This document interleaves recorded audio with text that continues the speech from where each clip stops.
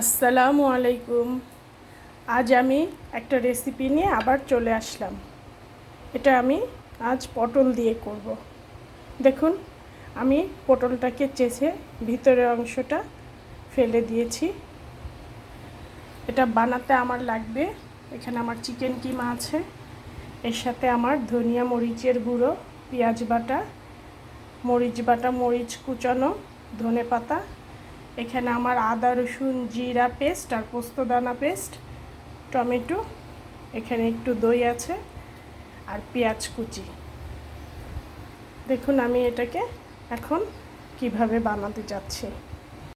Viewers, প্রথমে আমি কড়াইতে পেঁয়াজ কুচিগুলো দিয়ে দিব।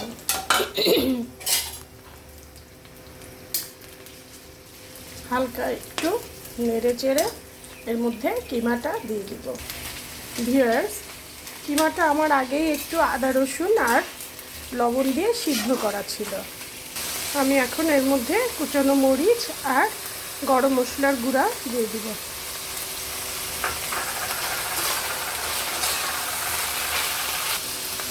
আমি এখন পটলের ভিতরকার যে অংশগুলো কুড়িয়ে রেখেছিলাম এর বিচিগুলো ফেলে আমি এটা রেখে দিয়েছি, এটা দিয়ে দিলাম।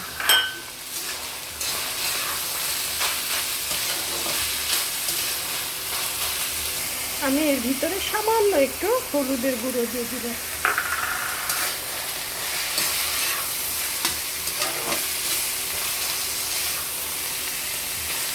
দিয়ে এটাকে আমি একটু ঢেকে দিব। সামান্য একটু গোলমরিচ অ্যাড করব।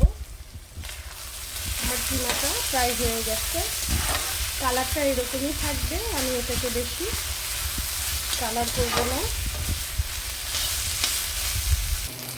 যেহেতু এটা আগে থেকে সিদ্ধ করা ছিল এই জন্য এটা আর বেশি রান্না করার আমার প্রয়োজন নাই। আমি কিমাটা সিদ্ধ করে ভেজে এই যে এইরকম করে নামিয়ে নিলাম। এখন এটা আমরা পুর হিসেবে ব্যবহার করব। আমি এই পটলের মধ্যে পুরটাকে এইভাবে করে ভরে নিব।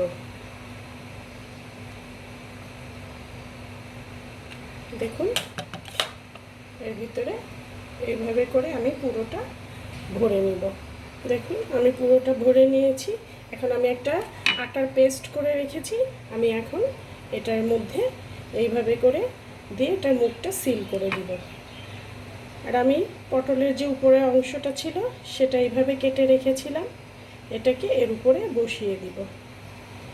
দেখুন এখন এগুলোকে আমি একটু হালকা ভেজে নিই। ভিউয়ার্স, আমি কিন্তু পটলগুলোর গায়ে এইভাবে করে একটু কাঁটা চামচ দিয়ে দাগ কেটে নিয়েছিলাম যাতে এর ভিতরে মশলাটা ঠিকমতো ঢুকতে পারে।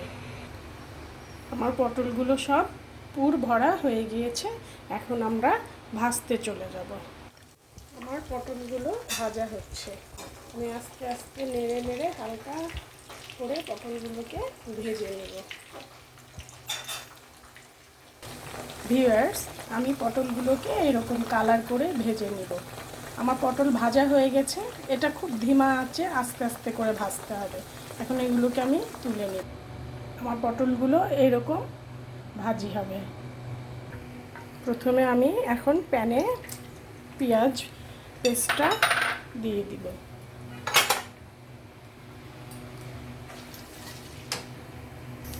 এটাকে একটু ভেজে নিব, এর গন্ধটা চলে যাবে, তারপরে আমরা এর মধ্যে মশলা অ্যাড করব। ভিউয়ার্স, আমি এখন আস্তে আস্তে সবগুলো মশলা একসঙ্গে অ্যাড করে নিব। আমি দইটা দিয়ে দিলাম, এরপর আমার আদা রসুন পোস্তদানাটা দিয়ে দিলাম, এরপর এখানে একটু গরম মশলার গুঁড়ো আছে সেটা দিয়ে দিলাম, এরপর আমার মরিচ আর ধনিয়ার গুঁড়োটা দিয়ে দিলাম। এখন আমি এটাকে ভালো করে মিক্সড করে নেব। ওখানে আমার পেঁয়াজটা ভাজা হচ্ছে, আমি পেঁয়াজটা একটু ভালো করে ভেজে নিচ্ছি। আমি মেশানো মশলাটা এখন এর মধ্যে পুরোটা ছেড়ে দেব।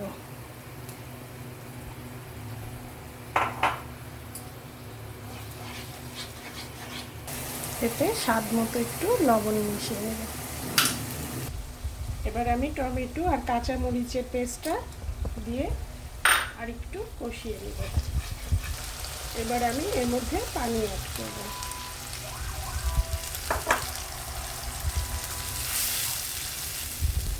আমি এর মধ্যে সামান্য একটু দুধ অ্যাড করব।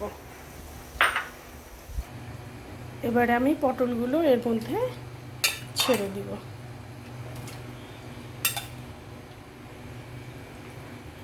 আমি সামান্য একটু জিরা ফাঁকি অ্যাড করব, আর স্বাদ বাড়ানোর জন্য ভিউয়ার্স একটু চিনি অ্যাড করব, 1 চা চামচ, একটু কম। আমি এখন একটু ঘি অ্যাড করব উপর দিয়ে। ভিউয়ার্স, এটা খেতে সেই মজা। আমি এখন এর মধ্যে একটু সামান্য ধনেপাতা অ্যাড করে দিব, আর একটু লাল মরিচ, আর উপরে একটু বেরেস্তা দিয়ে দিব। হয়ে গেল আমার কিমার পুরে ভরা পটলের দোলমা। ভিউয়ার্স দেখুন, দেখতে কি সুন্দর হয়েছে, খেতেও অসম্ভব মজা। প্লিজ ভিউয়ার্স, আমার রান্না যদি পছন্দ হয় কমেন্ট, লাইক, শেয়ার, সাথে সাবস্ক্রাইবও করবেন। আল্লাহ হাফেজ।